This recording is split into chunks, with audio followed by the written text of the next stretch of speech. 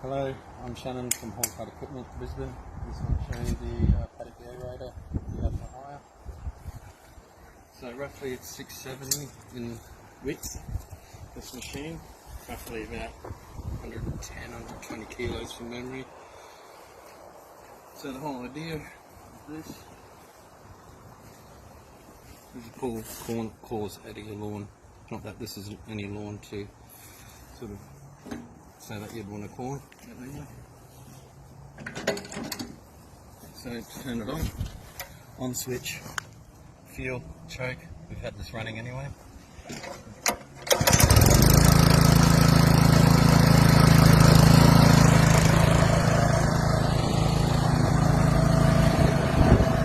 So the tines at the back are roughly about 7-8 from memory. That's what actually cuts the cores out of the ground.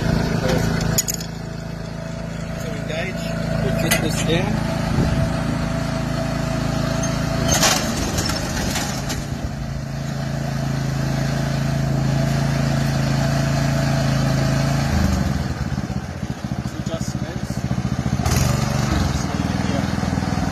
So the whole idea is to try and get